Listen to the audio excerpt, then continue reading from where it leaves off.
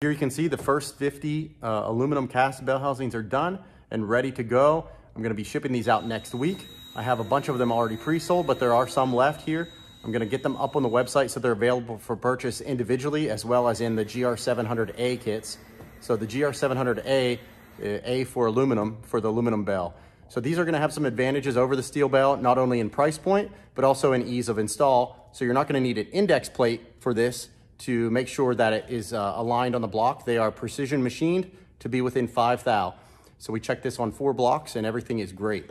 So you're not gonna need the $80 index plate, and you're not gonna need a $50 set of offset dowels. So it's gonna save you about 150 bucks there. And it's also gonna save you some money on the bell itself. It's gonna be $689 for the bell versus about $760.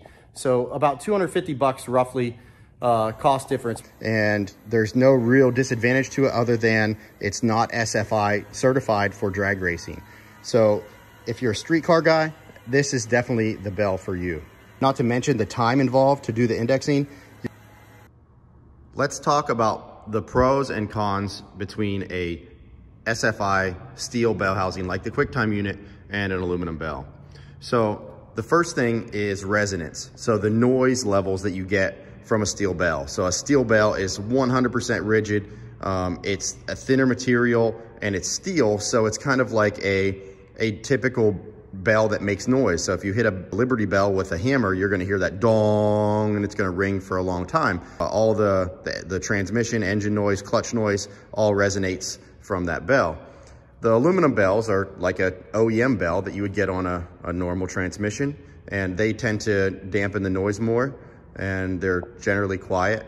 And one of the great things about this bell that's gonna be different from the QuickTime is I'm having it machined locally here to be within the spec that Tremec requires. So within 5 thou, this bell will be centered. You should not have to index it on your motor unless you've had like billet main caps put in where they line honed, and that might set your crank height up higher where you might be off. That would be the only instance I would recommend indexing this bell housing.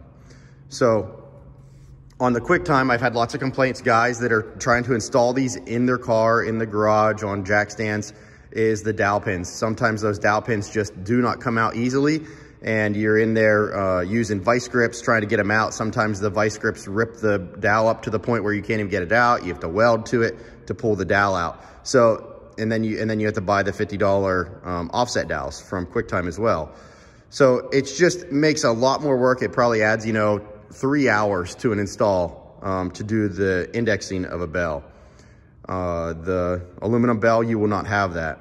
The other thing that I did in this bell design is I cut a pocket out here so that you can get access into the trans. So if we take a front plate, this is a Magnum front plate, like on a typical T56 Magnum, and we'll install it here onto, and there you can hear that resonance.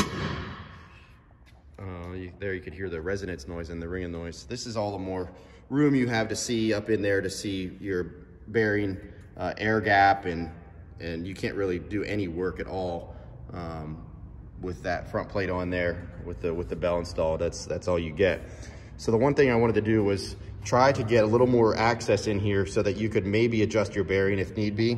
But I'm gonna go ahead and move this front plate over to my bell. Show you.